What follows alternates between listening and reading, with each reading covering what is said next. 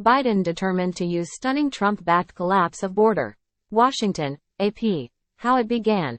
President Joe Biden was urgently seeking more money from Congress to aid Ukraine and Israel.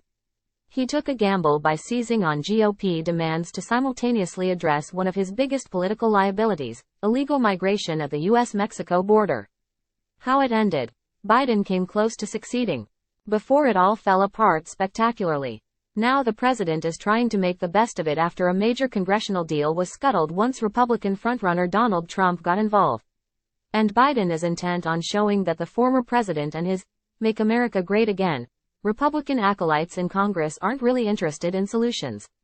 In between, there is a story of a president willing to anger his own party's activist class in an election year, rare hope for bipartisan progress on one of the third rails of American politics, and a sudden, stunning collapse publicly engineered by Trump that Biden's team now sees as a political gift. This account of Biden's big gamble is based on interviews with more than a dozen White House aides, lawmakers, Biden administration officials and congressional aides, some of whom spoke to the Associated Press on condition of anonymity to discuss the back and forth over the collapsed deal, and what happens next. The bipartisan legislative deal announced Sunday evening was the culmination of more than 4 months of negotiations that started with Senate Democrats and Republicans, and later included top Biden aides and cabinet officials. It came after Republicans, led by then House Speaker Kevin McCarthy, backed a temporary spending deal that kept the government operating but delivered no new funding for Ukraine. McCarthy had insisted to the White House that any effort to continue U.S. funding for Ukraine needed to be linked to significant steps to secure the U.S. Mexico border, long a GOP priority. Senate Minority Leader Mitch McConnell, Biden's most valuable Republican ally when it came to Ukraine aid, also began appealing to senior administration officials for the spending measure to include border provisions. President Joe Biden waves as he walks across the South Lawn of the White House in Washington, Wednesday, February 7, 2024, after returning from New York where he attended 3 fundraisers. AP photo, Susan Walsh. Inside the White House, there was no shortage of grumbling that Republicans were insisting on unrelated policy changes and holding up badly needed money for the Ukrainian armed forces. But Biden and his advisors saw a potential upside as well, at a time when the president's handling of immigration was one of his biggest political vulnerabilities, and there were chaotic scenes at the border and in major Democratic-run cities where migrants are sleeping in police station foyers, bus stations and hotels. Before long McCarthy was ousted and it took weeks to elect a replacement. New House Speaker Mike Johnson, elected October 25, made clear that he, too, wanted to pair border security with any new Ukraine funding. While the House was in disarray, a group of bipartisan senators quietly got to work. The White House kept its distance until senior officials felt it was the right time to get directly involved, but there was also pressure from Republicans for them to join the talks.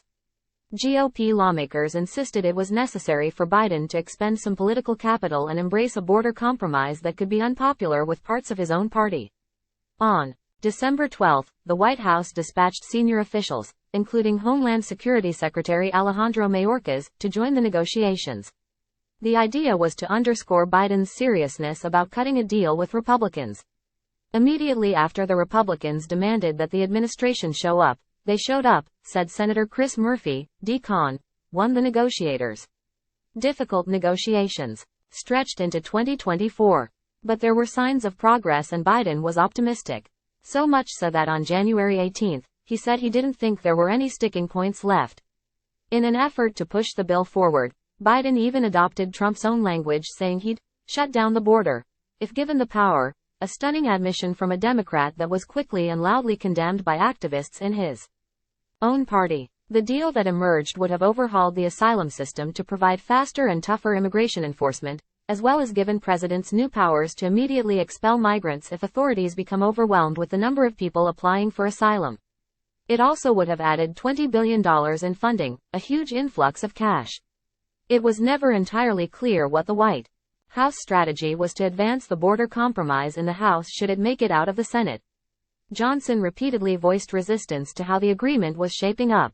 Asked why the administration was choosing to hash out a deal with the Senate and not the House, White House Press Secretary Karine Jean-Pierre regularly pointed out that House Republicans left for the holidays in mid-December while talks were ongoing.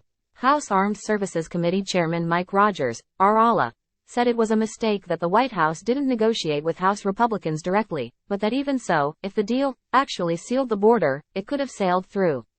Enter the former president. He had been occupied for weeks by a defamation trial in New York City and fending off GOP challenges from Ron DeSantis and Nikki Haley in Iowa and New Hampshire. At a rally in Nevada on January 27, after solidifying his position as the far and away GOP frontrunner, he said his piece. As the leader of our party, there is zero chance I will support this horrible open borders betrayal of America. I'll fight it all the way. A lot of the senators are trying to say, respectfully, they're blaming it on me, Trump added, followed by the 10 words that made Biden aides light up. I say, that's okay. Please blame it on me. Please. By the time the text of the bill was released last Sunday, the pileup of Republicans willing to block it already appeared insurmountable. GOP lawmakers claimed Biden already could fix the situation at the border with existing authority. But some in Congress publicly echoed Trump in saying they didn't want to give Biden a political win on an issue that they see as key to their 2024 hopes. With that, the deal that the White House and many in the Senate thought would pass was headed for failure. In a stern address this week, the president vowed to make sure that voters understand why it foundered. I'll be taking this issue to the country.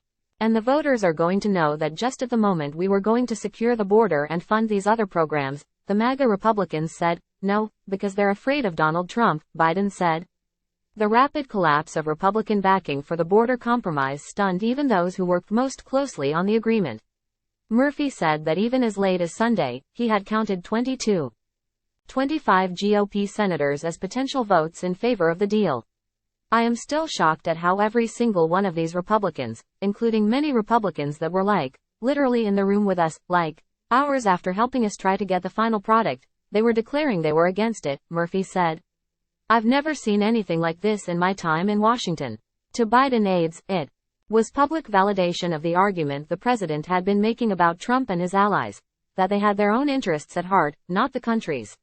Even in failure, the bipartisan agreement in principle was the closest Washington has come to significant revisions to border policy in 2 decades. And Biden allies are intent on making Republicans take the hit for any further scenes of chaos at the border. It's far from assured that Biden's efforts to pin the blame on Trump will stick. His GOP critics will no doubt continue their relentless efforts to saddle the current Oval Office occupant with the country's immigration woes. And the president still has to contend with sore feelings among progressive Democrats who feel the president sold them out by going all in on tougher measures and language that had previously been a non-starter for the party. Biden, though, has his plan. Every day between now and November, the American people are going to know that the only reason the border is not secure is Donald Trump and his MAGA Republican friends.